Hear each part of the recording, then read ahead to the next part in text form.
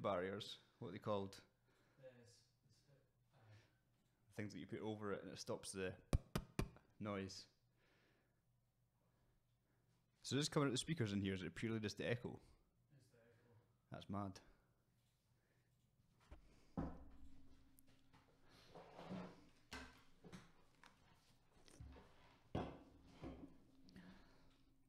And we're live, and I am joined here by Patrick McKinnon. How you doing? Have not seen you in a very long time. It's been a long, long time. I can't even think when the last Must time be was. years now. Have I seen you since I moved from Dundee? I don't think so. So it must be. Where did you move to? I moved in 2015, back home for a bit. Okay. That wasn't originally the plan. That was no. because I was going with someone at the time. We were supposed to be moving elsewhere, but then that didn't work out. So then I moved up back home. Was living in Aberdeenshire, I'll just go there. literally in the middle of nowhere. At my mum's. So yeah, that was good fun. I'll just to let people know that don't know you, we trained together for years at the MMA Club in Dundee. Yeah, I joined the MMA in 2011. Yeah. And then I left 2015. But you were doing like a strength and conditioning degree, is that? Yeah, that's how I got stuck into it actually. It was third year uni, and he said, oh, you can now pick your placements. And I was like, I want to get into the fight and see what that's like. So I approached Billy and Paul. Paul obviously was Fen at the time. Paul at the time, That Fen is now. formerly known as Paul. Yeah. He was all for it. Billy at the time obviously didn't know who I was, and he was very, very protective still of Dundee Mixed Martial Arts. Yeah. And he wasn't too keen on me coming on board initially because he's like, oh, what can you really offer? But it turned out for the best. Yeah, it was good. Helped run the fight team. You were like a fresh-faced youngin as well when you arrived. Yeah, I was 18. But you 18, looked 19. I you looked about 12. young, yeah. I was also about 106 kilograms as well. So that was crazy. It was just pure soft babiness. Whereas now I'm there wasn't really like a kids sort of team, kids classes at that time, so it was mostly like I think you were the youngest, you and Kieran that came along. Kieran, yeah, he was about 15 at the time. That's crazy. Yeah, times have changed. So then you moved away. Well, I was in Aberdeenshire, so I was working at a Peterhead. There's a small gym there called Arena, which a guy called Gary Patterson used to own. So he used to be linked with Immortals fight team in Aberdeen, which is run by some of the Polish guys like Arik and stuff like that. So I approached him to say, can I work in your gym at the time, because I still wanted to train, and trying to get any sort of training in Peterhead was like non-existent, if you know what I mean. Yeah. For people that don't know, Peterhead's Peterhead, should I say, is Peterhead, the Blue Town, as they call it. It's tiny and pretty much you get knocked out every time. It's like a harbour town, but obviously the fishing industry isn't what it used to be. So it's like most fishing towns have kind of roughened up. Yeah.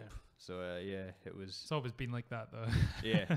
So I approached him, and then I was helping him run MMA classes and stuff like that out of there. But then he ended up moving down to Fife, and he's actually opened up his own gym now again. Really? And he's got Stevie Ray, because he Stevie Ray from UFC fame, yeah. He used to work offshore as like health and safety, and they make mega bucks. So he used to sponsor Stevie Ray when he was in Cage Warriors, and then obviously got into the UFC, and he was still sponsoring him then. It was actually after his first fight, I think, when he won by knockout, was it? Okay. So he's got Stevie Ray now. That's crazy. Doing his classes somewhere in Fife. Right. So I thought he was part of higher level. Yeah. So he trains at higher level, as far as I'm aware, with James Dillon and those guys. It's part of the Dinky Ninjas, is it? Yeah, it's like kind of cut off. I think it was the Grip House, wasn't it? Yeah. That formed, and then they had the Dinky Ninjas, and then they've all kind of went their separate ways, but they're still under the same team. So you've got like higher level, you've still got the Grip, and then you've got like D Unit and all those sort of places. There's like hundreds of little sub gyms of them, like satellite gyms. Yeah.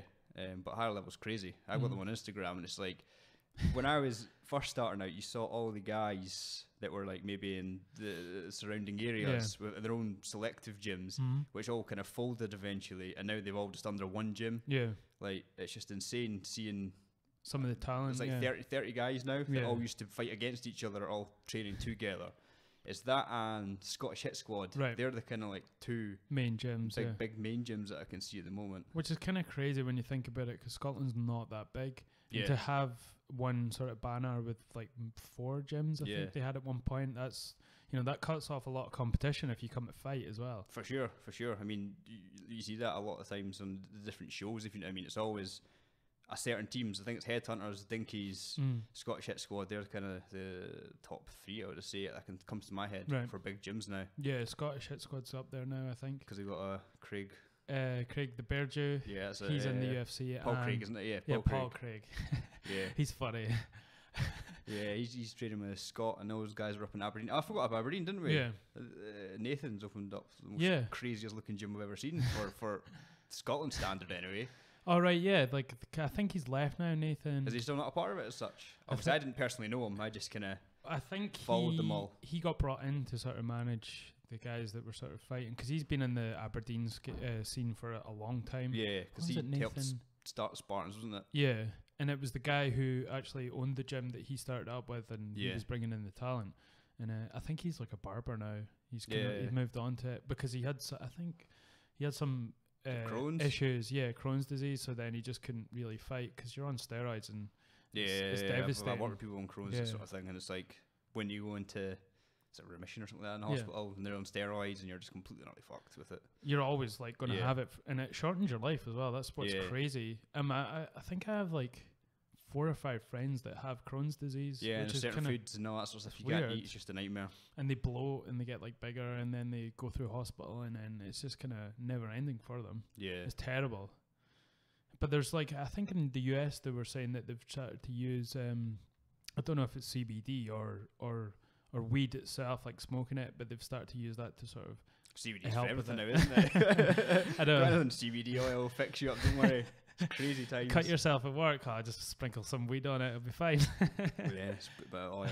But yeah, that gym looks amazing. I've never been. I've always wanted to go when I've been up to my mum's. Yeah.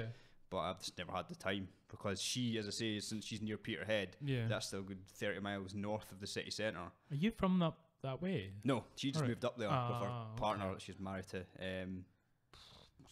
12, 13 years ago, sort of thing. So no, I'm originally Slovian from Haddington. Right, okay. Born and bred. That sounds pretty posh. Small town. Okay. But moved back to East Lothian, so it's definitely a change. But it's because I was living in Slough before.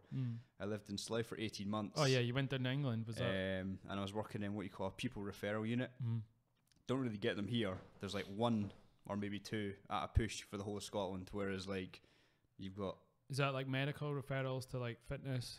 No, a pupil referral unit is a school for kids that have been permanently excluded from school and no longer are able to attend mainstream school. Right. So don't ask me how I got into that. Mainstream school, that's weird. Yeah, so obviously, you've got your 2 categories of like public school and then private school here. They add like another section which is called a pupil referral unit, or a PRU. Yeah. And the way it would work is, if you're a really, really bad kid, you get expelled or suspended, as we call it, but they always called it expelled, don't know why. Okay. 2 or 3 times, and then it got to the point where the school was like, "Now we've had enough." They would permanently exclude them. Then they'd maybe get what you call a managed moved into another school, and then second chance, third one at a push, and then if they get kicked out of that one, they then get permanently excluded, and they get what you call a statement. So the government puts aside a load of cash to then pay the PRU that they go to. But that's crazy. Yes, it's like alternate education is what it's classed as. But it's mad. It's absolutely mental. On my first day... I can only imagine the type of kids that are in that kind of class. Especially for down in Slough. Because they all think that they're kind of like from London, if you know what I mean. Everyone's in it, fam, blood, that sort of stuff. Tingbra. So I didn't fit in the slightest. I was Scottish. Pale. I was pale as you can fucking be pale. You know what I mean? I got, but right there, Paddy, haggis and that every single day, like without fail, from the guys I worked with as well. It's the only joke they had. What about haggis? All the kids, because that's all they had. It was kilts. I wore a kilt every day. I ate haggis. Should just ate haggis and wore a kilt every day to fuck with Or them. It was the fat bastards sort of thing. Get in my belly is what they used to say. I was like, oh. That happened to me when I was in high school in Louisiana. There was this huge guy. I can't remember his name, but we played on the football team together. And he would always try and get me to do fat bastard's accent because obviously Scottish. But I could never do it, and his was 10 times better than mine. He was this big fat Louisiana dude, and he was like, I think it was just because he was big. Yeah, it's always the go-to.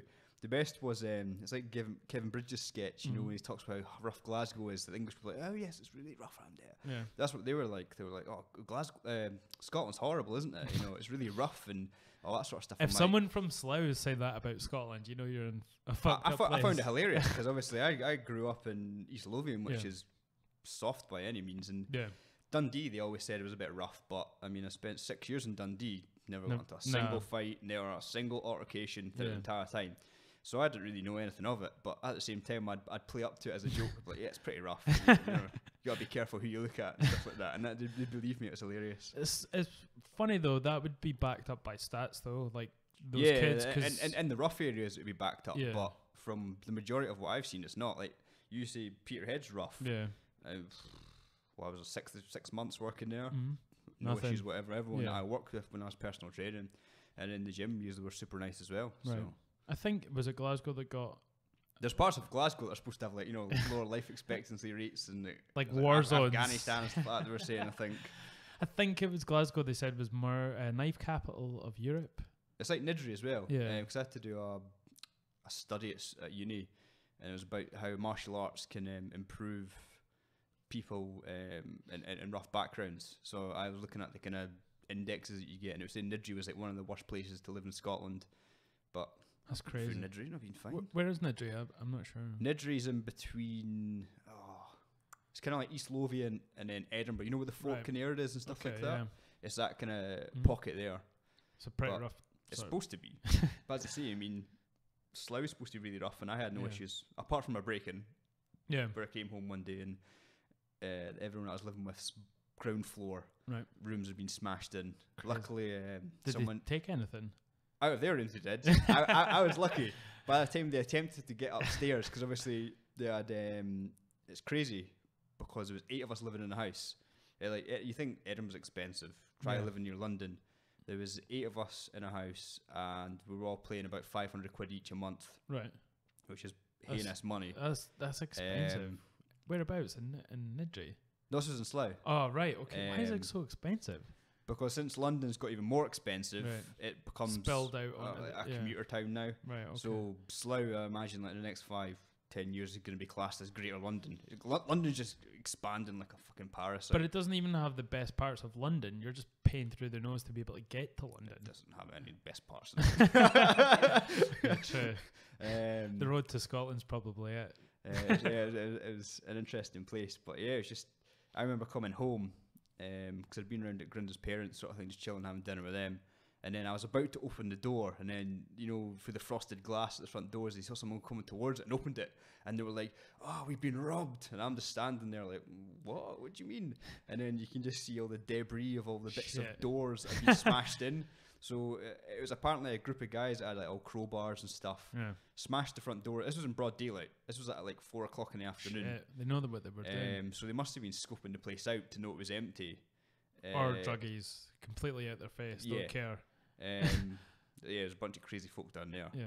And it was just all the doors were bust open, and it was like the landlord didn't even get it fixed that night. So the people's rooms that had been broken in had to sleep with their doors still busted open. So I remember there was an American guy, and he'd literally moved in that week, and he got broken into, and then he had to stay in the house with the front door still, you know, being really dodgy. And his bedroom door was just in pieces. Like, you couldn't actually shut it and keep it shut. So within 2 weeks, he'd packed up and moved back to the States. No way. Yeah. Really? I was like, how shit is that for him? To come all the way over here and then have that experience for his first time in the UK. Like, he'll be telling all his family, like, I'm not going back there. There's no way in hell. But that's not the general sort of rule of thumb with what's happening. It's just what you've experienced at that time, but that can affect you in so many Massively. ways. I imagine it would, because, I mean... Slough of all places to pick, and then to get broken in and robbed. Yeah. And it was his, I think it was his MacBook that was stolen.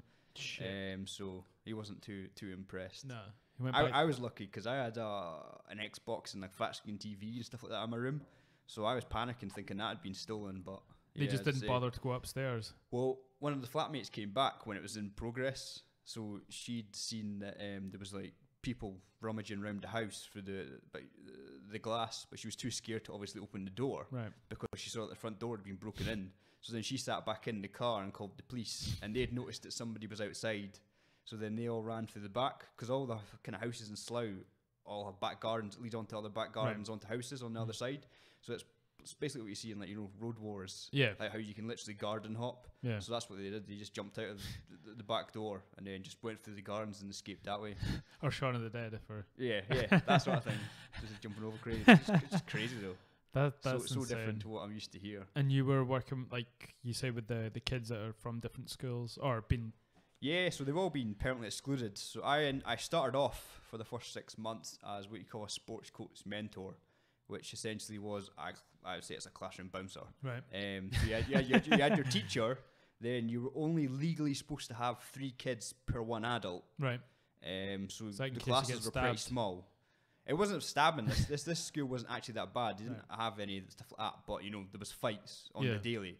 Because when I was shadowing on my first week, I walked into a classroom and it was 2 kids that had been at each other all day on the sly, and one of them was just waiting for an excuse to cause a fight. So I think it was like in a science lesson, and within 30 seconds they made one comment which I had no clue what they even said, and there was chairs going all over the place, bins, water, the whole lot. That's great. Everyone's like pinning the kids to the ground because they can do what you call team teach. So it's like restraining the kids safely. Team teach. Yeah, because you got to be like, you know, are you ready, sir? Are you ready, sir? And then you just both agree that you're going to restrain the child. That's crazy. So I'm just sat there, I'm like, what have I just signed up for? This is insane. These kids are going to get tag teamed from a couple of teachers. Yeah, and then because it's if they are damaging school property at a risk of hurting themselves or others, then they have to be restrained. So you saw that on the daily as well. Right. So it was just nuts. Even though they're causing trouble and they're sort of trying to stop something, they're still very British. Like, you have to agree on you and a teacher to go and stop this kid. It's crazy. Yeah, that's why you had that policy of 3 kids to 1 teacher, because obviously these kids would make stories up. You know, it wasn't uncommon for them to turn around and say, you know, that teacher said this to me or done that to me. Right. So you always have to make sure that you know, the door was always open. You were never allowed to be in a room with a student with a door closed, right? Just in case they made accusations, because as I say, they'd been through so much in their life that was pretty grim, that they were pretty damaged themselves, and they were, you know, they would easily make stuff up just to get you and shit, just for the hell of it. You must have mad. You must have saw some crazy shit. I'd say it's probably the most stressful 18 months of my life that I've ever experienced. I imagine. Because then I got a promotion, because one of the guys wanted to get away from the course he was running. Right. So I took on a course that was an intervention course. So rather than working with the kids that had been kicked out, I was running a 4-week course for kids that were at risk of exclusion. Right. So they were still in mainstream, but they'd been suspended several times and just been assholes, to put it bluntly. So the school would pay us to put them on like a behaviour course. Right. So it's called behaviour management. So you would take them on and be like, you know, let's sit down, there's the rules, respects, blah, blah, blah. And then you would take them through and do role play, scenario, that sort of stuff, and try and make them see what it was like in the teacher's point of view.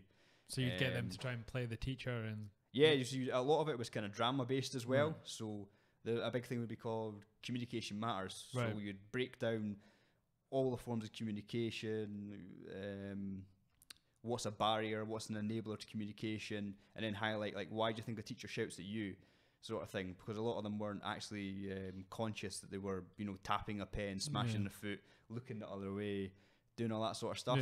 And then you would role play, so you go to a teacher, you got to go pretend that you're now teaching a lesson, and then we would try to piss them off, and they would get annoyed, and we'd go, well, that's how a teacher feels, so why is it any different? That's tough.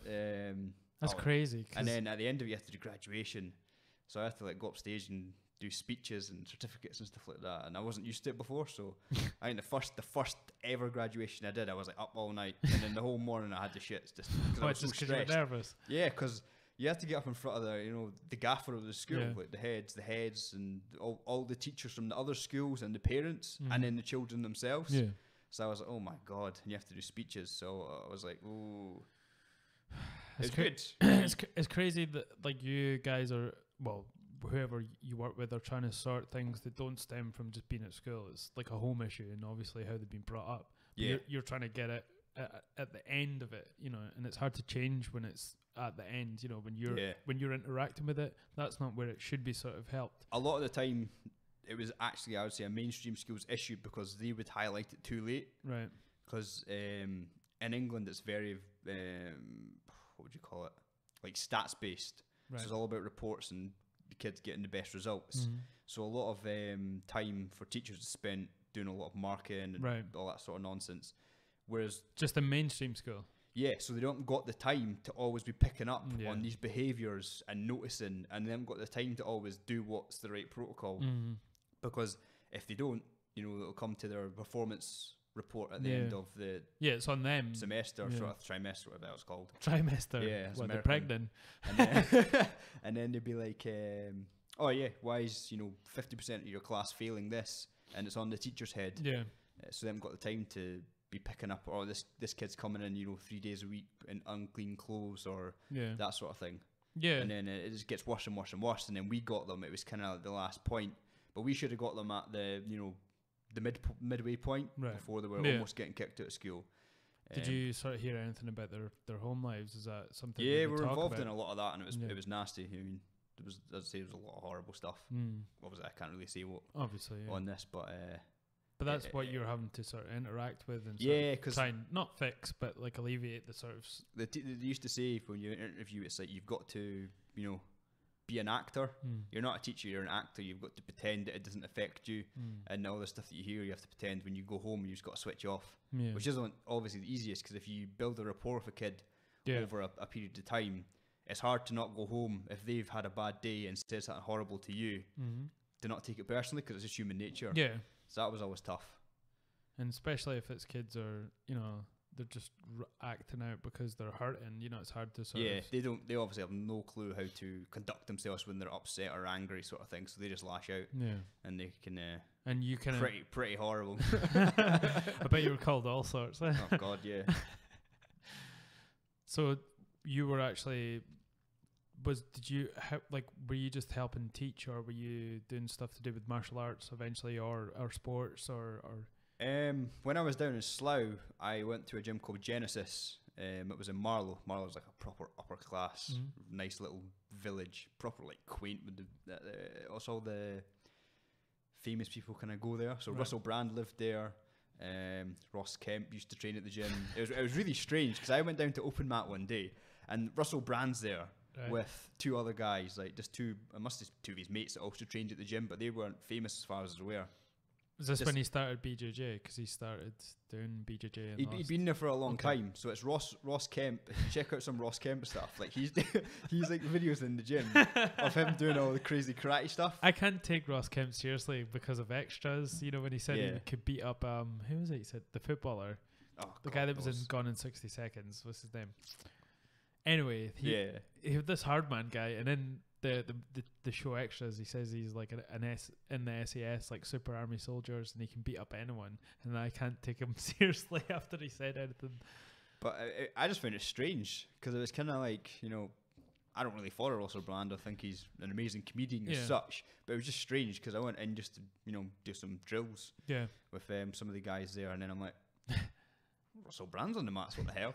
And I actually taught him to do something. Really? Because he had back control, and when you cross your feet. Oh, he was doing BJJ? I thought it was just the gym. No, as in, so Genesis was Genesis martial arts. Okay. So he used to always train BJJ with a guy called Chris Clear. He's doing one-on-ones, that's what he was saying. He does the BJJ with a guy called Chris Clear, who's a black belt through, I think, Hodger Gracie's gym in London. So he's pretty legit, it seems. Yeah. And...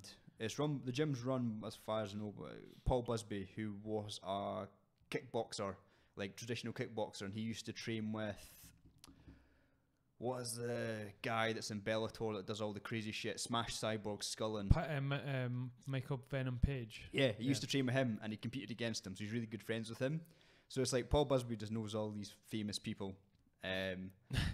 That's mad. It must have been surreal to see Russell Brand doing BJJ. Yeah, it was just odd, because he was literally in like running shorts and a white overstretched vest, and his hair done up in like a man bun, and he just got back control on a guy, and I was like, wow, this is just really strange. When he works out, I can just imagine him being in like, those shorts your dad would wear in the 90s when they went that's what I'm saying. Running. He was wearing them, really like high-siders, overly baggy, high-ended ones with that white overstretched kind of discoloured off like white vest. Was it a string vest? It wasn't a string vest, no. That'd have been the icing on the cake. But Yeah, he was doing. Did he slip out? His feet wrong. So you know when you put your feet over each other. Okay. And obviously that's a no because the guy can just bring his leg over and then essentially the ankle.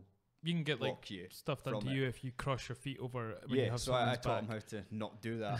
And it was funny because he was like, I was like, take my back. So he took back, and then I went to do it to him, and then he felt it kind of go on like even like 10%. He was like, stop.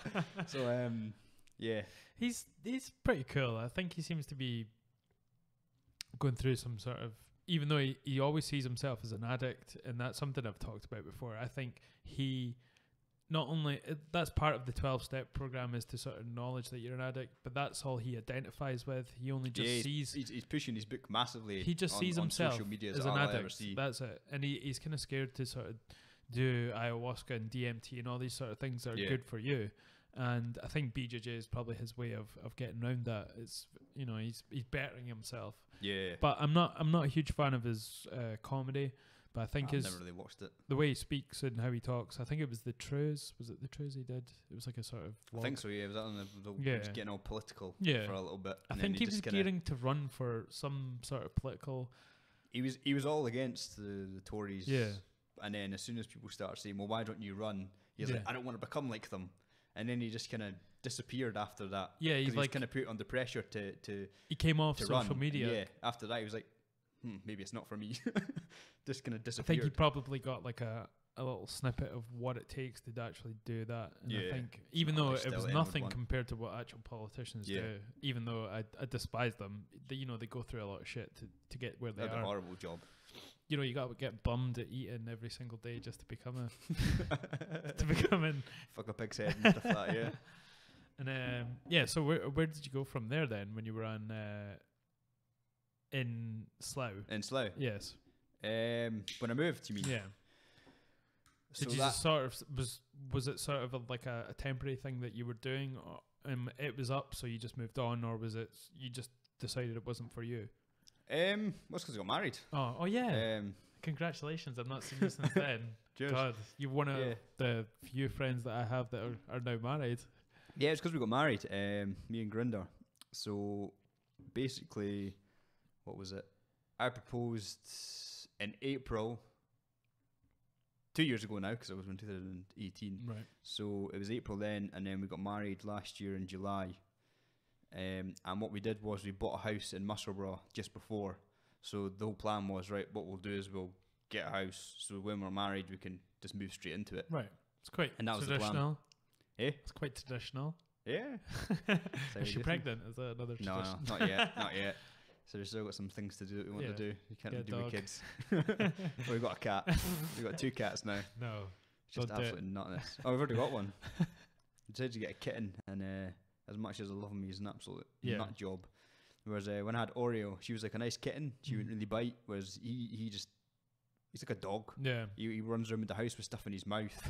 You'll be petting him, and next thing you know, he's literally biting you, but he'll bite you so hard you'll bleed. Really? And you're just like, what's wrong with this cat? So we were wondering if he's like a part, wild cat. Right. Because the woman we got him from didn't actually know. Her cat just got pregnant one day. Right. Okay. And then I came the litter. Yeah, we're the male. So God knows who the dad was, or what the dad was, but he's not a normal cat. It's just absolutely nuts. I think the worst story that I had was when we got him. He wasn't. She's like, oh yeah, he's litter trained. And it was like the second night of having him, he wasn't litter trained. Yeah. Because he pooed somewhere and then stood all over it and then decided to climb over the bed. So I woke up the next day with literally shit prints all around my head because he had a thing of sleeping above the pillows. Right, okay. So you knew who it was. But as a kitten, it wasn't Grinder shit printing all over my head. And I just woke up and there was these little brown foot marks, and I was like, "What's that?" And then there was just literally poo as a semicircle around my head. So I'm effing and blinding, raging. He's like, "Just leave him alone. He's just a kitten." And I'm like, "There's shit on my pillow next to my face." He knows what he did. And he's just sleeping there as like this little 8-week-old kitten just chilling out all innocent. And I'm shit like, so yeah. I can deal with everything else, but when it comes to shit and especially when you got the whole, was it mild toxoplasmia, sort of parasites and stuff that are in cat shit. That freaks me out. So people who haven't heard of that, that's like a parasite that cats transmit. It's a parasite that usually starts off in rodents and then it stops the rodent fearing cats. So then it will basically get eaten by the cat, transferred onto the cat, and then it comes. It's usually through the cat shit. Yeah. And then humans can get it. And something that they're aware of. I think that's one of the big things why pregnant women can't go near cat shit. Grinder was looking at that. Don't ask me why. She was googling that. She said the other day. Because she wants to get pregnant. She's like, when I'm pregnant, I can't change the cat litter. I'm like, any excuse to not get rid of the shit. That's always my job. I don't want to do that now. Yeah. But and apparently, if males get it, it's supposed to make them more aggressive. Yeah, Joe Rogan was saying. I think that's who knows. Brazil has a high percentage of that, and I think it's to do with there's loads of street cats in Brazil, and they think that's why they have sort of crazy football players and it is something that I worry about. Passionate. But it's something I worry about. I don't want to get too close to like cats. I wonder what the stats are on who's got it over here in the UK, because it's always sort of developing countries that are. I think we'd be better off because our hygiene standards are a little bit better. Right. It's not like I'm picking up these poo with my hands, so I should be fine. For your face. Yeah, who knows? You never know, do you? It's definitely something that I'm a little bit freaked out by, but it's because I generally I'm not a fan of cats anyway. Nah, I don't mind them. We would like to get a dog, but we haven't got the time to commit to it. That's the biggest issue. It's more they're more needy. Yeah, whereas a cat, give it its food. If he died, it would eat your face, and then you'd be okay. Yeah, they say that. They say that when people die, the cats don't give a shit, and obviously since they're meat eaters, they can smell the proteins or something like that as you degrade. Down. Yeah, so they'll eat you. They just don't care. Face first, probably. Yeah. We even do it as a joke. Sometimes we'll just lie on the ground and not move. And the cat will just just walk past and not give a shit. Whereas if you do it with a dog, a dog's all, wimpy and trying to figure out what's wrong with you. Yeah. Cats just don't care. A dog will probably starve to death before it even attempts to eat you. Yeah. If you fall unconscious or die in an apartment and it's locked in. There's a cat will be like, chow for the next month. Sorted. It'll be chewing on your big toe within like 5 minutes. He already does that anyway. I'm not a big fan of that. No doubt. So you've actually started your own MMA sort of place now? Yeah, there is zero MMA in East Lothian. There was a gym before that was very old school called Jewel Samurai. Don't know if you ever heard of them. Anything with the samurai in the name, I'm not for it. It was I have no clue of the guys that ran it. I can't remember their names. Yeah. But they were very old school in the sense of you would just put the gloves on and batter the shit out of each other. Put your head down and just go for it. Yeah. So some of the guys that are coming along to my classes now used to train at Jewel Samurai. And they said, it was just like, the first ever time they went to a class, they got their nose bust and stuff like that. That's crazy. I can say, out of the 5 years I was at DMMA, I never had anything like that. I think the worst thing, Martin Watkins. The Kurgan. Yeah, the liberty taker of liberties as I call him.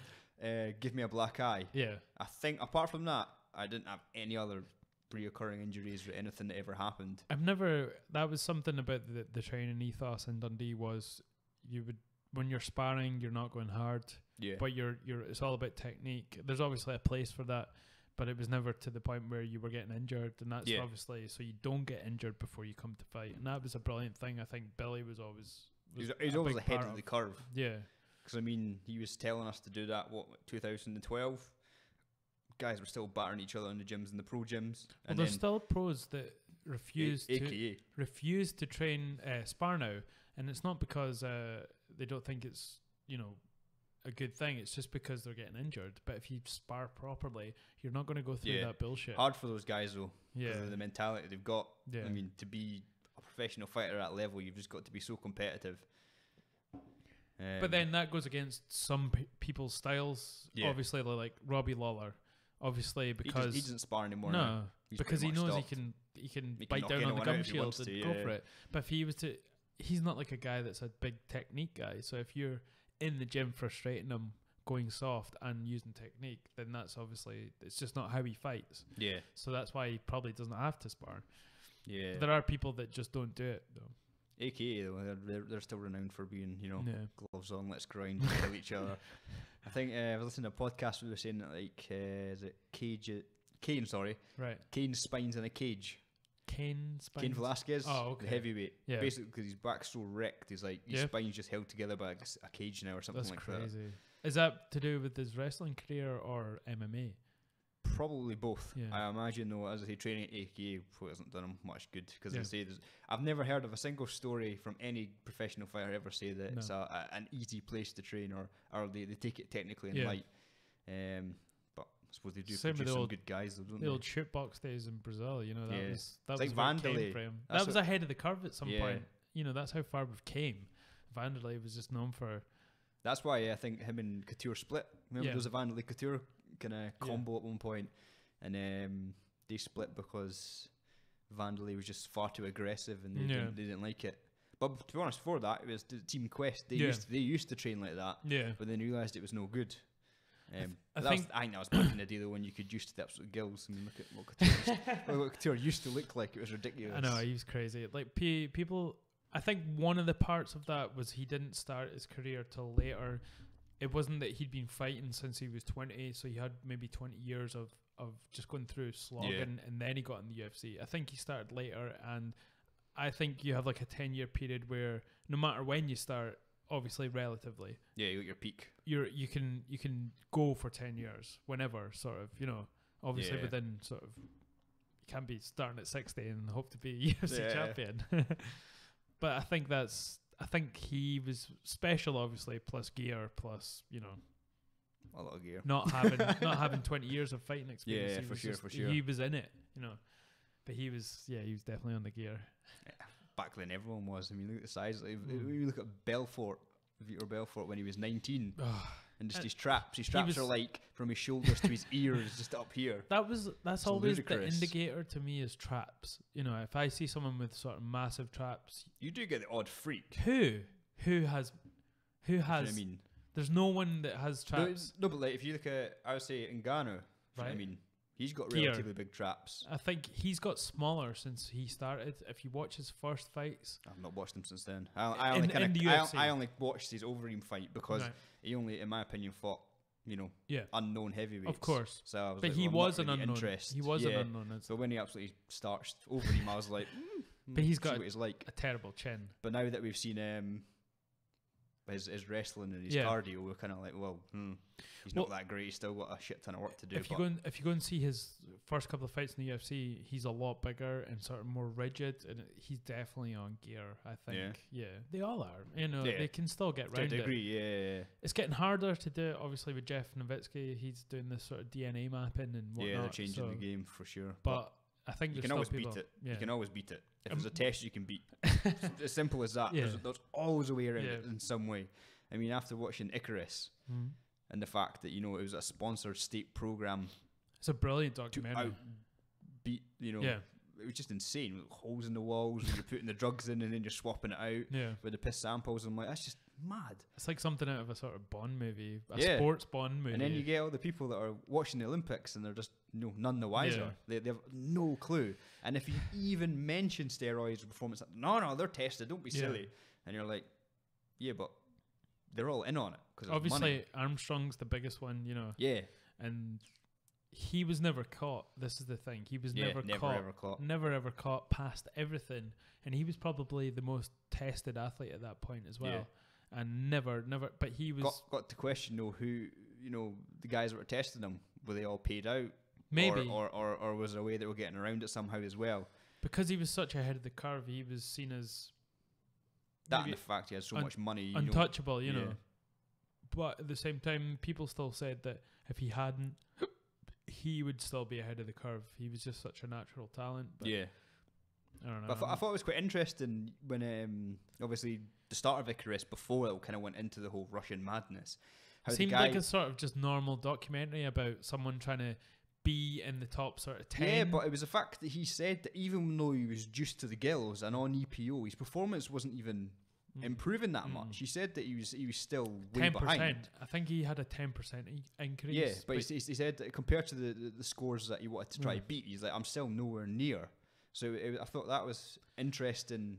I think it's because those people who get there coupled with it have natural talent as well. With the genetics, massively. Like Lance Armstrong's probably just a genetic freak on top of the fact that he was juice to the gills and had that competitive winner's mentality, which you need to like do, 2 mile grueling. I mean, it happens every so often. Like, imagine if John Jones had taken, well, he is probably on something, but if he'd take copious amounts of stuff, he would be just cocaine. Cocaine's a hell of a drug. It's the only one I need when I'm fighting. Just a line before he goes out to fight. I know someone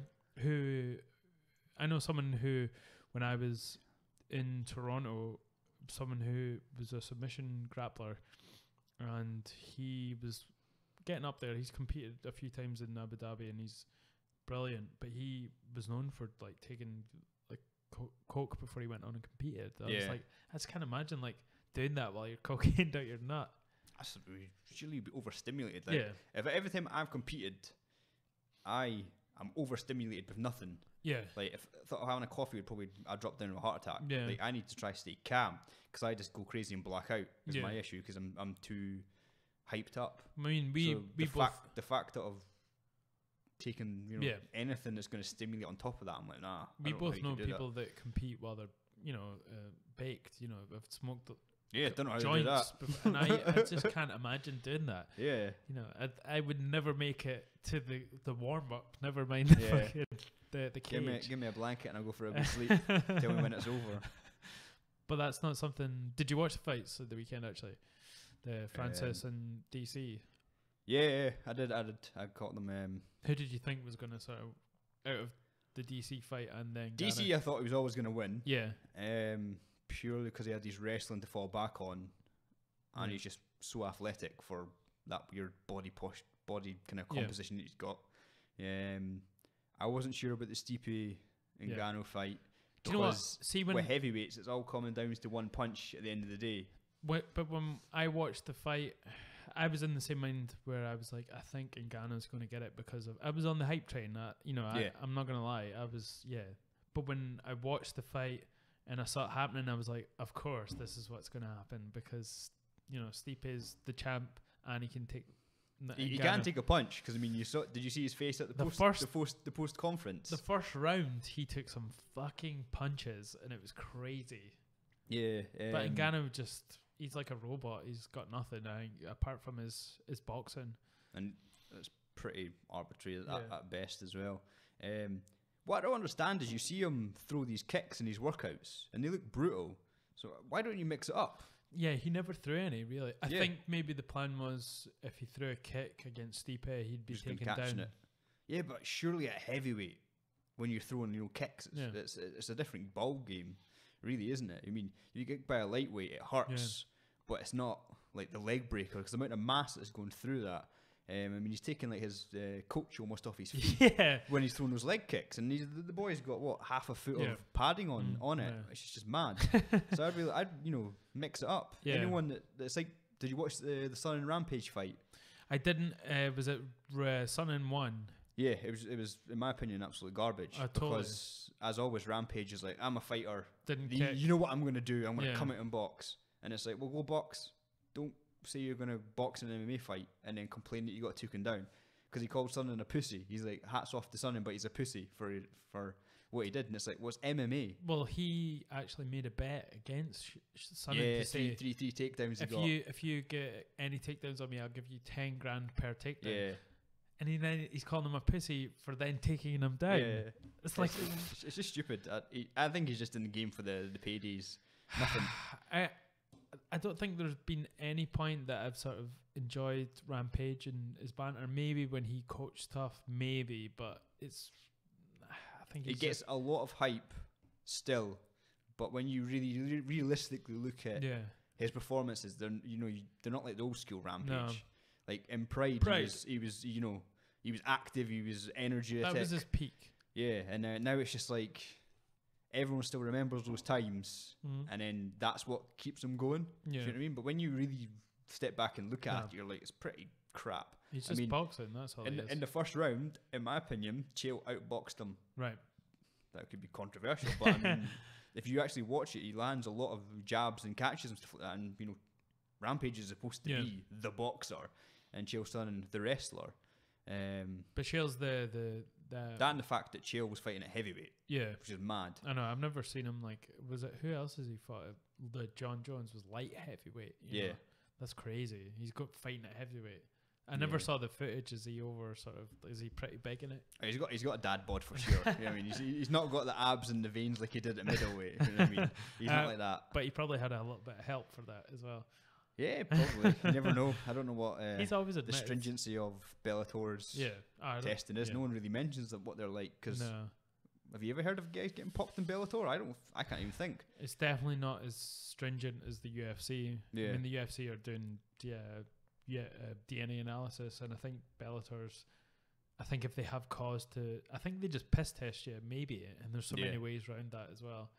Have you ever seen Bigger, Faster, Stronger? Yeah, as that documentary and the Joe Rogan podcast with Victor Conte, they were the two things that got me on the path of PEDs. Right. That and the fact that we had to do it at university for one of our modules, and that I've always had a kind of fascination. Anything that's synthetic that you can put in your body and can improve your performance by 20, 30, 40, up to 50% depending on what you're taking in a short time frame has always fascinated me. So because it's mad when you think about it. You've got this tiny ampoule of essentially oil and testosterone. Yeah. You take that, take some growth hormone, take some other stuff, and then boom, you know what I mean, your performance is going through the roof in comparison. It's just mad. But it comes down to sort of what effect does it actually have on your on the day performance versus sort of training?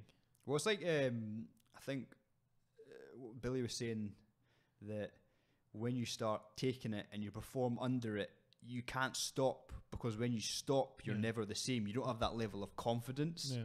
And it holds true, because if you look at Vitor Belfort, when he was 19, well, not even that, when he was going through his little streak of starching guys, Bisbing, Rockhold, that sort of thing. When he was, and then he got the title against John Jones. Yeah, that's when he was super confident, super fast, super explosive. Right. And as I say, that's when we knew he was juicing, because when the new testing came in, you had this older, saggier looking, less vascular Belfort, and Weidman knocked him out. Who else? Everyone was just taking him down and just totally destroying him. No, he just had and he's never been the same since. And he hasn't got that kind of fury in his eyes like he would when he was fighting Rockhold. Because when he was like Rockhold, he's super confident. He's rocking that weird mullet thing. If you know what I mean. The mohawk. More like a mullet. Is that thick? But yes, I think it's a massive thing is your confidence. Right. It makes your confidence go through the roof. And in my opinion, fighting's 90% confidence. Yeah. You can be as fit and strong as you want, but if you haven't got the right mindset, you're never going to be there. It's like Uriah Hall. Yeah. He's a prime example. Specimen of a man, if you know what I mean. Jacked, crazy skills, but he's never really achieved anything. No, he's not. He just had a few highlight knockouts, and he's never just amounted to anything. From those knockouts, you can see the potential, if you know what I mean. He has insane skills as a striker. Yeah. But then when it comes to a big fight, he's just nothing. Just doesn't step up. No. It's kind of a bit like a Cerrone as well. You know what I mean? Yeah. He's he's a slow starter though. We saw that with who did he fight last? With Till. That was crazy. I didn't Till actually just took advantage of that. Yeah, I just caught the highlights. And same here. Pretty nasty. Well, Till just took advantage of his slow start. I think Diaz did that when he fought Nate. Yeah. Nate, I don't think Nate knew that he was a slow starter. Nate just works hard anyway. And Nate just goes at a pace. It just bam, bam, bam, bam, bam. I think Till maybe watched that and saw that he'd, outwork him in the first 2 rounds, and he broke him, Yeah, for sure. Till's going to be, I don't know, it's hard. Interesting. He looks like some sort of weird, I don't know, like some sort of... He's Liverpudlian, isn't he? Yeah, he looks like a sort of Down syndrome chimp. Wow, full on insults. That's why we never hears this. And I find him hard to look at, but he's. I think he's trying to McConnor. He's trying to become like Connor with the sort of with the way he talks out of the fight, and I don't think it's him really. I think guys are trying to do that though because they've realised that the UFC doesn't stick to its ratings and its rankings and all that sort of stuff. It's just all about the money fight. I know guys talk about that on other podcasts all the time, saying it's about the money fight, and then Dana goes, it's not, but it is. Let's be honest, it is. It takes the legitimacy away of the UFC. I don't think there's any legitimacy in the rankings because not just now. Not just now. No. There used to be. I'd say. I mean, have you seen like Stipe is fighting DC now? Yeah, today wasn't it? Today it was they announced. It's like so you can't do that if they've not learned anything from Conor. Conor's a money fight, because he himself generates money, but DC and Stipe are not characters in the way that he is, and they're not going to generate that. Yeah, Stipe and then they're going to go to different weight classes, and they're going to someone's going to lose, and it's going to be bad for them. Yeah, I think it's the Dana's attempt to sort of get rid of two people, maybe one person out of two that don't have any personality or pay-per-view draw, really. Yeah. And if he puts them together, then one of them are going. Thing is, though, what happens if DC loses? Where does it go for him? Like, what? It's just kind of like, all right, cool, I'll go back down to light heavyweight. I don't think he will. Carry on fighting. He'll retire. He wants to retire soon, doesn't he? Yeah, well, he's like 30, 38. Well, he's 40, I think, now, is he? Is not? he? Yeah. I don't know. But, yeah, but he's got nothing to do now. Technically, he's beating all the best. He's never going to beat John Jones. Yeah, he's just never. His strike. He only John Jones won't let DC take him down. And what has DC got? A really weird. The second fight was quite good though. Before he got KO'd, it was quite competitive.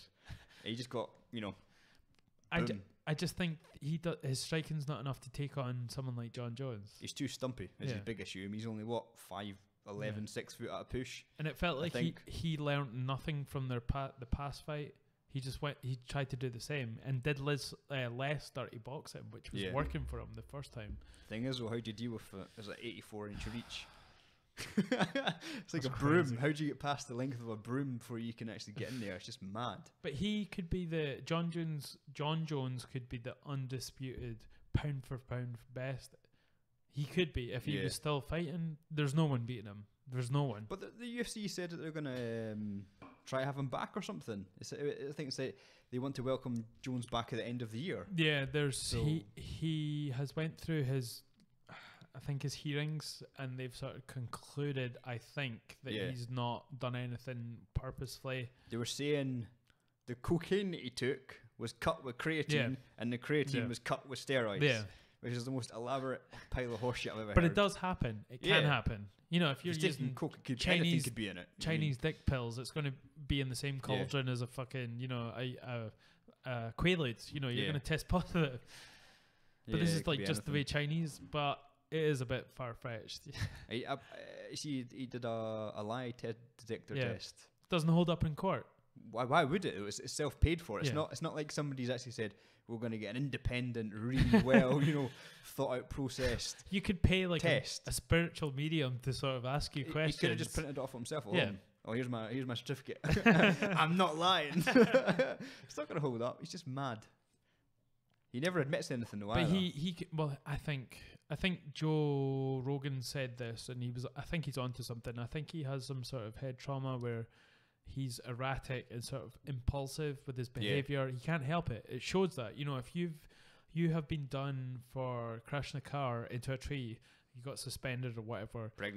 You're not going to. This was before that though. Yeah. Like if you're someone that's got it together, okay, you made a mistake. You're never going to do this in a fight camp again. But then he drives while he was baked into some woman who was pregnant and broke her arm and just ran away.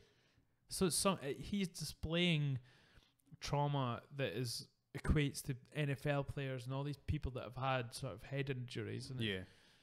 But I don't know where he would have got it, because he never takes any real punishment in his...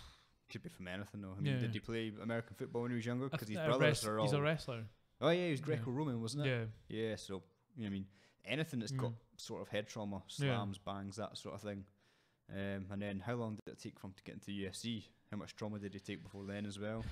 I don't think there's anything to say that he's taken anything in his MMA career, because I think he had 3 fights before he got into... Was that? Yeah, I just remember when he fought Bonner and he was doing all the crazy spinning back elbows and stuff like that, and doing the lateral drops, stuff that you've never seen guys just pull off, and he was just pulling off with ease. And then when he fought, was it Hamill? Not Hamill. The deaf guy. Yeah, but Matt Hamill, and then he did the 12-6 elbows, and then Matt Hamill gave the old like, oh my head hurts. Because he's and deaf. got the TKO. I don't know what it was, but I felt sort of bad seeing him fight when he was deaf. Obviously, he's deaf. So is it Mark Hamill? No, Matt Hamill. Mark is Luke Skywalker. Yeah, can't get them mixed up. One's a fighter, one's a Jedi. One's a fighter, one's deaf. And every time I saw him fight and he lost, I just felt really bad. I don't know why. It was just like because he was deaf. You couldn't hear like kicks coming or anything. Not that you can, but it was just a weird. I felt bad, especially when John Jones was hitting him with the 12-6 elbows. It was just such a stupid rule, though. Let's be honest. Yeah. I mean, you can go that way, but that's illegal. Yeah. It makes no sense. So at all. People that don't know, you're allowed to elbow in MMA, well, in the UFC, but you're not allowed to do when you strike sort of top to bottom, because the commission that came around at the time when they were trying to organise the rule set, they saw karate guys smashing like ice blocks with their elbow. Yeah, just breaking hard shit with their elbows and thinking it's going to crack a human skull. So then they designed the rules around that to not be able to do it that way, but you can do it across the way, and you can shin someone in the face with your... Well, let's look at Venom Page. Flying knee breaks a guy's skull. That's not going to happen with the 12-6. A Thai fight, 3 weeks ago? Mm-hmm. Guy threw a stepping elbow. Yeah. Broke the guy's head, and he was walking around with a big massive dent in his forehead again. They're all legal, but you can't do 12-6. Just it makes no sense. It was like Rogan makes a fair point where he's talking about the gloves in MMA. Mm-hmm. He's like, what's the point of having a glove?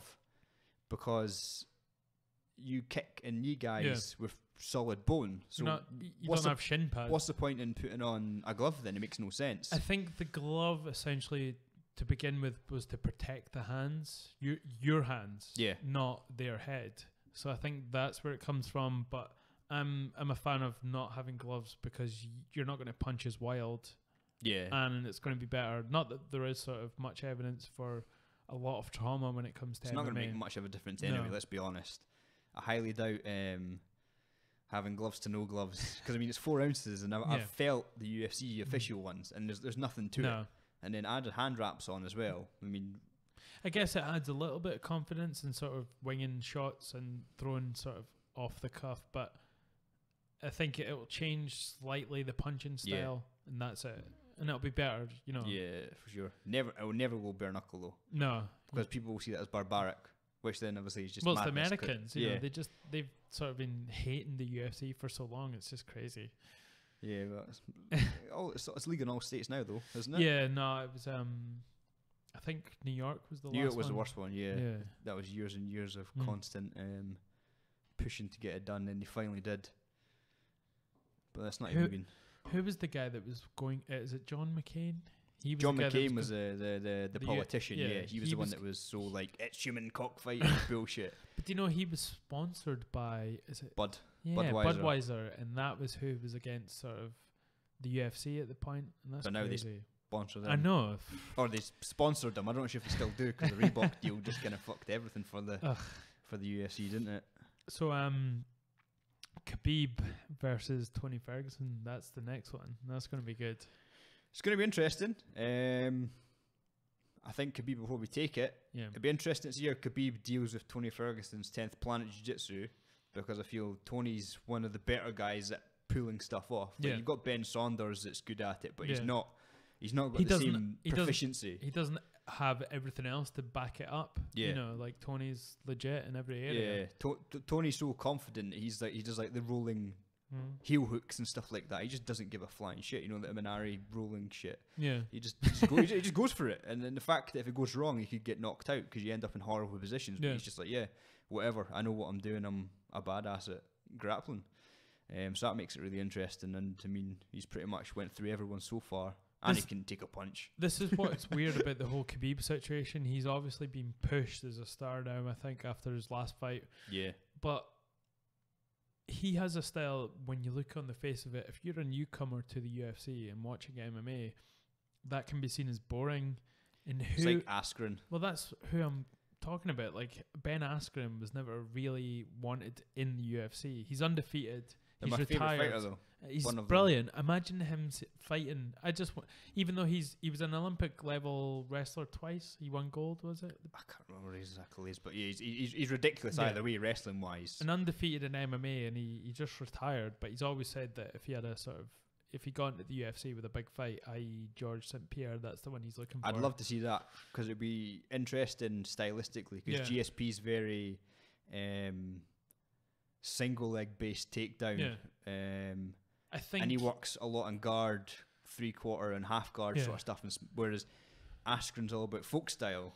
So it's like freestyle versus folk style. I think George St. Pierre would frustrate him with his striking. His striking would make it much harder, but it'd be interesting to see how George deals with the awkwardness of Askren's Greco-Roman style for the takedowns, because that's where he wins. So not freestyle?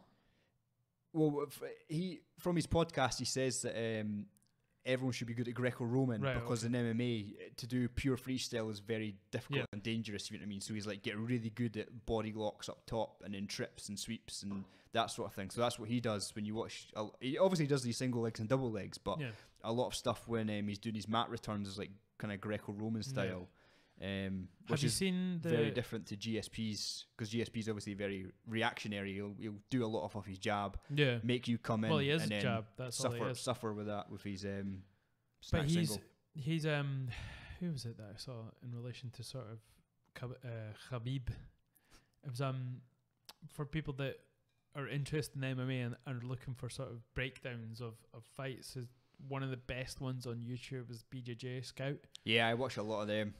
I always watch his new videos, but he broke down the Khabib, and he's saying he's a mixture of Ben Askren, GSP, and Damian Maia. That's what I'm trying to do my actual MMA for. Yeah. So I'm starting an MMA wrestling style class, and I'm literally breaking each section down into the guys that are best at it. Right. So anything in guard, I'm using what techniques GSP does, because he basically his entire career smashed guys from guard. Anything in 3/4 or half is GSP style as well. Again, anything that's more side control or turtle is Askren or obviously Khabib, but I would say Askren's more efficient at it. Whereas Khabib, like guys, there's breakdowns which shows that Khabib's kind of fucked up and guys have got back to their feet because he hasn't managed to do his mat return correctly because he's focused too much on the striking, whereas Askren's kind of on the ball every single time. I think Askren's sort of reactions is better than Khabib.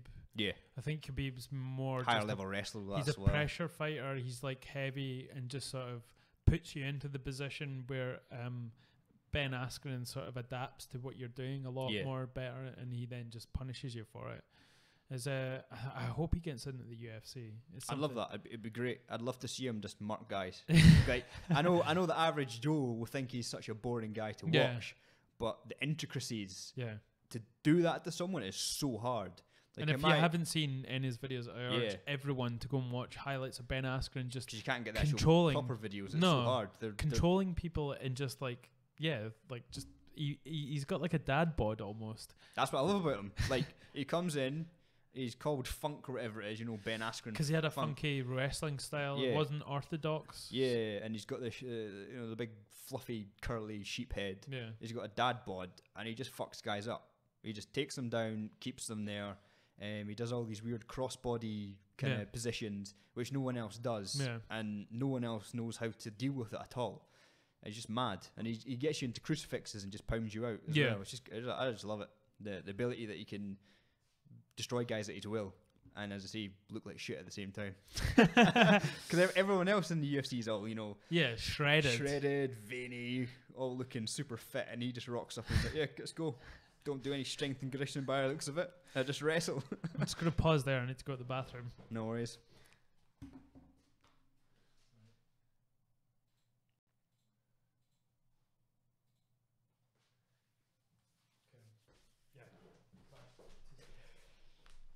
You should have put it as like I gotta take a piss.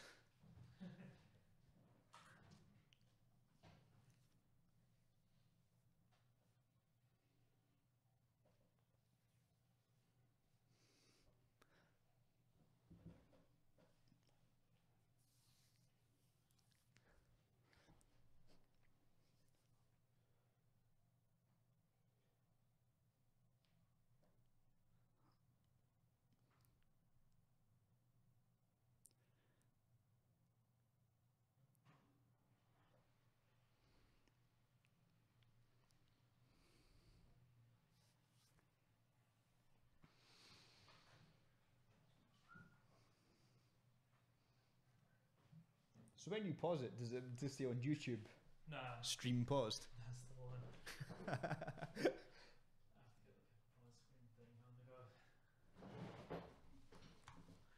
So I was gonna say, obviously I'm back. Trying to find my beer here. You're looking like super trim since I saw you last. What's been going on? Like, obviously everyone's into the ketogenic diet just now. Is that something you follow? No, not at all. Yeah. I like my carbs far too much. To be honest, this is probably the fattest I've been in a long time. Right. Because when I was in Slough, my weight was round about 80 kilos. I'm up to about 85 now. Right. But that's married life for you. Yeah. You get comfortable and you eat more shit than you should when you're chilling out at home on the weekends. Yeah. But yeah, it's what I found is it was just stopping eating crap and not buying it. Because when I was big in Dundee, I would train, do the classes with you guys, go home, and then buy a pizza and like a tub of hummus and eat that, and then wonder why I was still fat. Why would you buy a pizza and a tub of hummus? You dip the pizza in the hummus. Ah, yeah, that's what I used to do. Yeah. Does it taste good? Yeah, it's like the spicy jalapeno one. So mixing it up. But obviously that's just pure fat, isn't it? Hummus is just pure fat. Pizza is basically mostly fat and carbs. Hummus is good fat, but pizza is definitely not. High calories, isn't it? 9 calories per gram. So, well, I'd only burn maybe 300 calories in a class, and then I'd go home and smash like a 600 calorie meal. I think that's acceptable. That's before I knew anything about nutrition. My actual weight loss was when I decided to PT, and I was like, I can't be fat and tell overweight people to lose weight. It's a bit contradictory, and you see that a lot in the PT world. It's not going to make much sense. No, you can't tell people what to do. I've seen this quite a bit. Is people who are personal trainers telling these people that they have to do this, that, and the next thing, and they're clearly overweight. Yeah, and their body is an advertisement for their business. Yeah, and it's how can you do that when there's and try to tell someone else what to do if you've not got your own shit sorted. Yeah, so that was one of the reasons, and then also it's because I agreed to fight at 77 kilos, so I had to get down to that, which was not. What do you set at normally? As I say, if I'm looking after my diet and training, I'd be around about 82. Right. So at the moment, it's about 85, a bit lazy. 85 you are just now? Yeah. That's crazy. I carry lots of weight. I don't know where it goes. I ain't got dense bones. But yeah. You're from sub-Saharan Africa, is that? Yeah. Thick bones, like Wolverine, adamantium plated. Haggis coated. Yeah. Haggis coated, that's what it is. But yeah, it was, what was I saying? About your weight loss. Yeah, it's getting down to 77 for the fight, which was pretty tough because is that the lowest you've been when you're? I had abs, actual abs for the first time in about 10 years, which I fucking loved. But it didn't last very long because I spent 8 weeks of dieting, and that's when I realised, unless you're a professional, agree to fight at a weight that you're 2 or 3 kilos away from. Nothing more than that. I was about 8 to 9 kilos away. So I spent 8 weeks in a calorie deficit. So I was 8 weeks of a shitty performance. Yeah. I don't care what you can say, you're in a calorie deficit and you can perform well. You can't to the same degree. Right. Because obviously your body's always in the negative. Yeah. But to repair and recover in an appropriate time manner, you've got to be, fueling yourself correctly. Yeah. But over time, your body starts to slow itself down. Yeah. Hormones and your thyroid and stuff like that aren't going to work as efficiently as they should, because your body is like, well, hold on, you just lost 6 kilos of fat. We don't really want you to lose any more, if you know what I mean, because the body likes to stay in homeostasis. It doesn't like to go to the extremes, and that was an issue. That's probably something that happens with women is when they get into those sort of points. I'm just saying, there's a physical thing that happens with women when they get to that point where they stop their periods. Obviously, men don't really have that. That's extremes. That's when they're exercising like proper hard, or they're on a really extreme calorie deficit. Because they say the body just down-regulates. The calories are just not there to meet the demands, and the body's smart. It's not going to just keep losing weight, because obviously then you start losing bone density and all that sort of stuff as well. But then when your hormones don't work, the system doesn't work, which is no good. So do you just follow like a sort of I essentially just make sure I eat whole foods Yeah. as best as I can. I mean, I still eat crap from time to time. Yeah. Like today I had nachos and I had a beer, but I won't feel guilty about that. No. Whereas before, I used to feel guilty about it. So if I ate crap, I then punish myself in the gym or think I have to go do something crazy to burn it off. When it's not that. It's all about balance and just making sure you don't eat like a pig. Yeah. I mean, that's, I think I think it was even you that said this on some of your posts as well when you've been on Instagram, but just generally something that you come to the conclusion when you train that you don't have to go sort of full hog initially for the first sort of, you know. Yeah, it's one of the worst things you can do. A lot of people in the first week just go 100%, you know, reduce everything that they've been eating completely. They get all their cravings, all their crashes at once, and they just fucking, I'm never doing this again, you know. Yeah.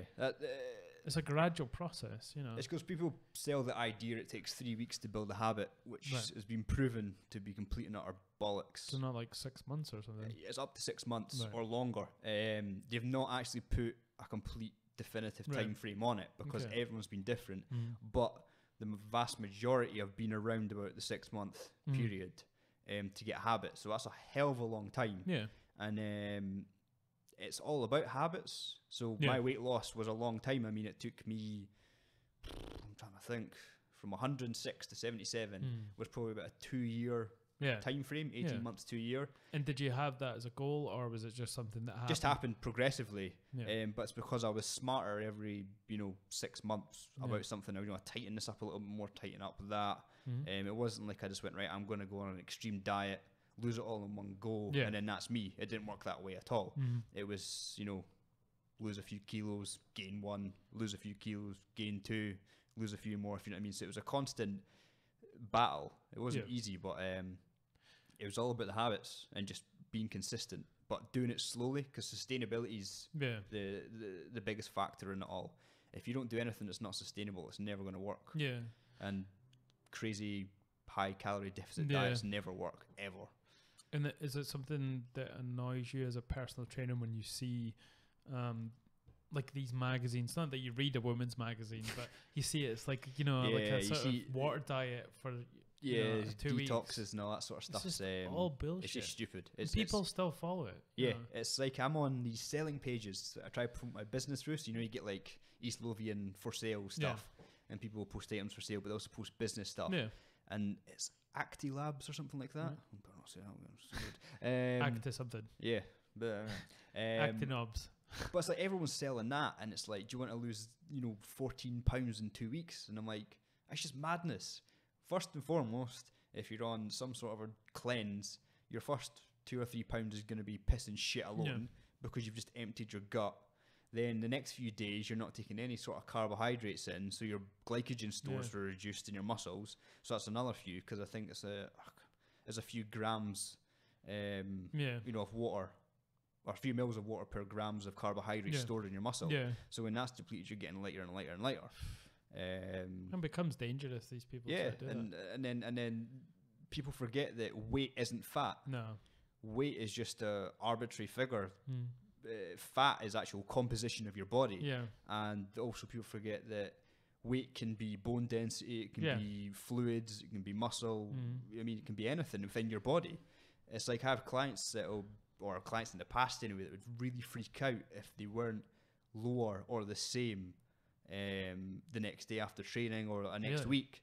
And I'd have to explain to them, it's like, well, what have you eaten in the past 48 hours?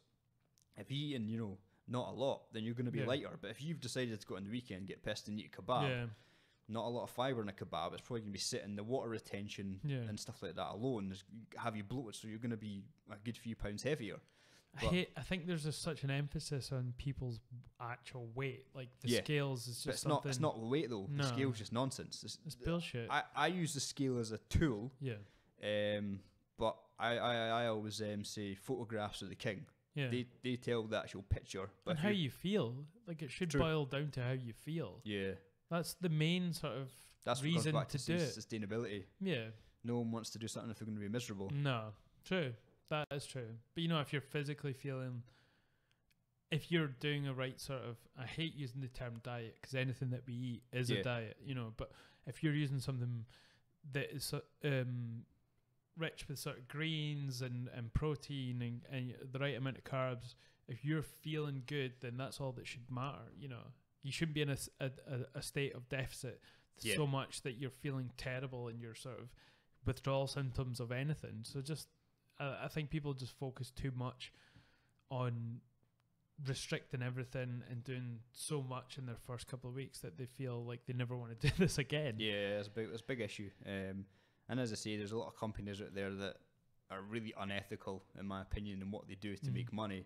And it's just nonsense. And they capitalize on people who feel that way about that sort of stuff. And I hate it. That's one thing that I hate about it. It makes my life harder because people are willing to invest, you know, £50-60 a month into taking supplements that are not going to work over a sustainable long period, than actually educating themselves on how to do it for the long term. Like, I'm a personal trainer, but if I have a lifelong client, unless they train with me purely because they enjoy training with me, I'm not doing my job. No. Technically, you should have a life cycle for each client that you have, depending on the goals. Realistically, if you look at it in a business sense. And how long is that? It depends on the goal. So say you came to me and you said, right, I want to put on 10 kilograms of muscle. I was like, okay, naturally, that's going to take a long time. You're going to have to do some sort of calorie surplus mixed in with some deficits to make sure you don't put on too much fat, if you know what I mean, because you can't build a house with bricks, as I like to say. So say I say, all right, it's going to take you 2 years to put that on. 2 years of hard dieting and training with me non-stop. That's our cycle and that's our goal. And then you break it down into your smaller kind of goals for each month, if you know what I mean, to attain. Because habits are best done through small goals rather than the large picture. And you achieve that at the end of the 2 years. Unless you want to carry on training with me out of enjoyment, you don't need me anymore. You've achieved your goal. And you should be educated to carry on what you've done with me. You should have instilled a sort of one in them. So if I am a PT and I have a client for 10 years and they've not achieved their goal, then you're a shit PT. And that's what I think can happen as well a lot. Do you see that with people who are personal trainers sort of phoning it in and keeping just clients on so they can make money, regular money? Yeah, it's hard. I mean, you want to keep your clients because your clients are the ones that are, you know, paying your wage. Put the clothes on your back and the food in your mouth. You've got to keep them. But at the same time, you've got this moral dilemma of saying, well, realistically, you've achieved what you want. What more do you want to get from this? Unless it's just out of enjoyment and on you go. I have no issues with it. And if you do the best that you can as a personal trainer, then that's going to be advertisement for you to then get more clients. You know. Yeah, there's no point in having like 6 clients and none of them change at all over 6 months because it's not a good look on you. That's crazy. Yeah, I mean, that must happen a lot, I guess. Yeah, because I think obviously I didn't go through the official PT certification. I went through degree in strength and conditioning. And I was like, well... And the PT sort of qualification, is that a byproduct of that? Well, to be actual personal trainer, you do not need a qualification. Right. So if you wanted to, you could go, right, I'm going to have KP's PT set up tomorrow. And by law, as far as I'm aware, no one can do anything to say you can't do that. Okay. The only issue you may have is getting insurance and accepted into a mainstream gym. And the only reason why is most of the time, if they want like the level 3 reps or whatever, it's because of insurance. Right. It's nothing to do with your sort of ability. No, because I know so many people that have reps level 3 and they're the worst trainers in the world.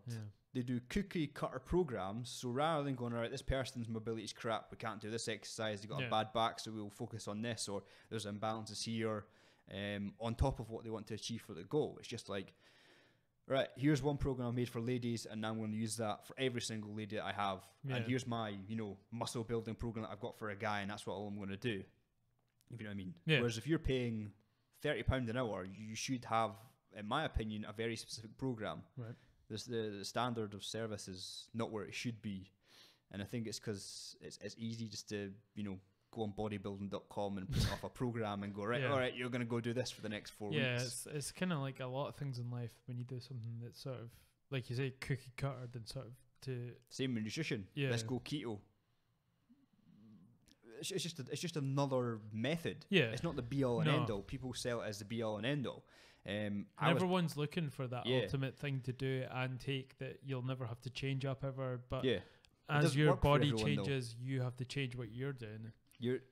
In my opinion, if we had the money and the ability to do it, everyone should be getting, you know, genetically profiled, and then you eat to your genetics. Yeah. Because they've shown that some people can't go keto because they've got certain genes that high fat basically puts them at a ridiculous risk for heart issues. You know, cardiovascular incidences. Or no carbs as well is bad for some people. Yeah, that sort of thing. Whereas other people Italian or process carbohydrates perfectly and others don't. So realistically, you'd eat your genetics, but we don't have the manpower or the money to do that for every single person. So it's kind of suck it and see is the approach that I say to people. It is different. My girlfriend's parents, they used to be like sort of runners and marathoners. They're like very, very thin, but every single... Marathon? Mo Farah And they... every single night of the week, they have a pasta dish. Yeah. Every single night. Like, they must be sort of 3/4 Italian or something. You know, there's something in there, and they can do that and still remain sort of... And it just shows you that body compositions are different across the board. And one thing that's good for a lot of people necessarily may not be good for you. Yeah, it's like Rogan goes on about the keto all the time. And he's like, it's the best thing you should ever do. But it's not. Yeah. It's just another form of eating. I'm not bashing it. I mean... I've never tried it because I'm a miserable piece of shit without carbohydrates. Yeah. Even if I try low carbohydrates, I do not perform well at all. Yeah. It was when I started introducing, you know, like oats before a training session with say a bit of protein powder. Yeah. I found I was really, really energized. And do you think that was a mental thing or an actual physiological thing? Physical, because I remember sparring with I think it was Dave Anderson years ago in the cage at DMMA. And I thought I was going to pass out. I was seeing the little stars, feeling lightheaded and everything. And I was following this low carbohydrate diet. It just did not agree with me at all in the slightest. But then, as I say, some people do low carb, keto, that sort of stuff, and they say that they've got energy for days. Yeah. I know that. I think you should thoroughly research what you're doing. It shouldn't be just like a copy and paste and print off something. For sure. And you have to sort of, it's not an excuse not to figure out what's good for you, I guess. A lot of people just poo-poo, say, keto because they can't be bothered to try and do it. Same with any sort of diet. But you have to figure it out I think yourself. A lot of people do keto wrong as well because they don't realise it's actually just fats that you pretty much eat. Yeah. Your protein intake can't be too high because if it is, then the protein's then broken down into carbohydrates or glycogen and then you're out of ketosis. So a lot of people... fuck keto diet up as well, which I think is quite funny because like, oh, it's not working for me, I feel terrible. I'm like, well, you're probably not in ketosis right now. You're not running off ketones. I think I tried it for a week. I felt sort of baseline. I think it was, you know, when you're sort of feeling sort of either way, you don't know what a baseline feeling is for yourself. And I think I felt baseline in my feelings and sort of not being angry when I'm hungry and not being sort of overly sort of energized. I was at a baseline level, and I think I just sort of freaked myself out of doing it for like however long. But you do have to do it for a month before you get into ketosis properly. Yeah, it takes a long time to get into it. And then I think the biggest issue that I had with that sort of thing was, me personally, not with the system, is it's a lifelong thing. Yeah. Because as soon as you eat past a certain amount of carbohydrates in that day, then your body's like, boom, back into, you know, the glucose metabolism, because that's what our body's been primed for over, you know, evolution. Ketosis isn't a thing, as far as I'm aware anyway, that we're used to doing. It's just your body being smart and changing the way it works so it can still function. And they used that in a sort of medical setting for people who had, you know, Alzheimer's, I think, or people... Yeah, it was to do with feeding the brain or something like that. I can't remember the exact science behind it, but ketones are supposed to be better for the brain rather than glycogen for fueling it or something like that. And I think firstly it has more of a sort of medical application as opposed to just a normal lifestyle. It's hard to sort of live that, you know, unless you're sort of really strict. The thing that sort of got me with it was the not being able to have my cheat meal at the weekend, because it's like I like training hard all week and looking forward to that sort of one meal. That's what me and Aaron Shepherd used to do. It was ridiculous. fight camp, we would diet all week, and then come Saturday, we would order the biggest kebab you've ever seen. We would make sure it was just pure meat, if you know what I mean? And it'd come in a box like this size, and it was just meat upon meat upon meat. Did you keep it to one meal or just like one meal? Yeah, that's how I work. And that would do us. But then I realised that the calories in that were putting me out of my deficit. So my actual fat loss from my camp was put out of sync because of this one meal. But you didn't think of it at the time because, as I say, I wasn't up to scratch with nutrition as I should have been with it. I just followed precision nutrition's dieting for wrestlers or whatever it was, and they had a meal plan which I used from that. Right. But you're supposed to only just follow that. I followed that and then had my one cheat meal, and it wasn't just a pizza. As I say, it was the biggest kebab you could stomach, with a naan bread, like half the size of the table, and then half a foot worth of meat. Yeah. And we used to have that each, and we'd beached whales on the couch for about 3 hours because your body's struggling to digest that amount of food. But the weight wasn't going down for the last 2 or 3 weeks. Yeah, you do sort of. I usually sort of, if I'm in a fight camp, I'll leave my sort of cheat meals out till the last 4 weeks because I know I'll start to be in serious depletion. Yeah. So the first 4 weeks I'll get really on it, and then the last 4 weeks I'll treat myself every weekend to something. But it was usually like burger and chips or something. It was never like I went all kebab. Out. That was the issue. It wasn't like doner. As I say, we went for the chicken and all that sort of stuff. Still healthy. It was just the volume of it was ridiculous. And then on the odd occasion, we also shared a tub of Ben and Jerry's, which must have been on the couch together, probably. Yeah, feeding each other with spoons, crossed arms. Do you not feel like you were sort of the next day you would have like diarrhea? Oh yeah. I'd do like Everest shits. Yeah, if you know what I mean, like the plungers out trying to get rid of it. There was one fight camp I did where I didn't take anything for the two months. I didn't have a cheat meal for the whole 2 months, and I had a Chinese after I fought, and I was like on the toilet the next day. It's not good for you. It's just water that was coming out. It was crazy. I was like, well, why is that doing that to my stomach? Yeah, I think I went all out after my fight. It was my mum had got me Krispy Kremes. Right. And before I even managed to go to sleep, I'd eaten a half of a 16-inch pizza and a whole box of Krispy Kremes. Oh my God. Because obviously I'd deprived myself for the last 2 weeks to the point of like wanting to kill someone. It was just insane. I was so emotional and angry all the time because I was hungry, because I get hangry. Yeah. I'm really bad for that. I'm the same. Like it dictates my life. Yeah, that's what me and the missus are like that. It's great. Because she understands what I'm like and I understand what she's like. So we bicker like crazy over stupid shit. Right. Have a meal, apologise, and then hug. It's always like, sorry, I was hungry. That's how basically it works. But it works out for the best because we understand. Yeah. It's not like, say you're in a relationship and you're being an asshole because you're hungry and they don't understand the hanger. Yeah. So then they go, well, you're a dick. And then it kind of manifests into something way worse. Yeah. Whereas ours will be a bicker and then wee bit of food. Yeah. And then, sorry. Just a bit of low blood sugar, that was all. But I think we've all been in relationships as people who do athletics of some sort, MMA or otherwise, but you get to that point where you are sort of hungry and your partner doesn't realise that you're sort of acting out because you're just starving. Yeah. They just don't get it, Yeah. And that causes more stress when you're doing that as well. Yeah, it wasn't good. Yes, but after that, I kind of decided that I wasn't very good at fighting because I can't control my emotions. Right. I just go for it. Right. I'm like jiu-jitsu competitions as well. Kind of black out. Everything you learn in practice just goes out the window. And then you look back on it and go, what was all that for? I know. Do you know what I mean? Yeah. So coaching in itself is a completely and utterly different kettle of fish. Yeah, and you've started a club in... Yeah, Promethean MMA. We kind of started on it and then went off on a massive tangent. Yeah. That's how it happens. A huge tangent. I started Promethean MMA because there was literally nothing in East Lothian. And I'm trying to... It's like a bastardized version of stuff I've learned through Fen and Billy. Yeah. And then I'm adding my own little stuff into it because what I'm doing is I'm looking at the best guys I can see in the business, breaking down what they do, and then how can I put that into a structured coaching course alongside the sort of stuff that Billy used to do with us. Yeah. so as I say, like when it comes to like MMA wrestling, I'm looking at Askren, GSP, Khabib. And then if we're looking at the jiu-jitsu aspect of it, I'm looking at Maya because he's, you know, the backpack specialist, choke you out.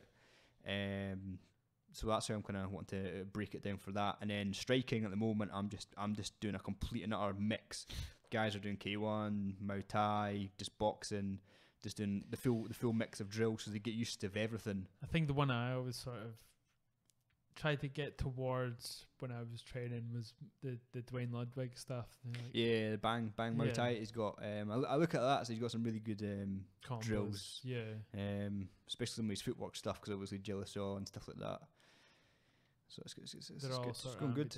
Yeah, like I've seen your posts and you realise how hard coaching that sort of stuff is, because it's not just this is how you take someone down and then pass their guard. You've got to break it down, and it's really hard to actually explain it all without going off on a tangent. Like, so I really kind of, you know, say Billy does a fantastic job, and so does Paul, at being able to. But Billy was always notorious for going off on complete. That's if you asked him. That's if you asked him a question. if you let him stick to his material, he's actually, you know, he breaks it down, and the steps of everything is just unbelievable. Meticulous as well. You just do it in such a really good way. And that's the one thing I've actually realised, how hard it is to do that.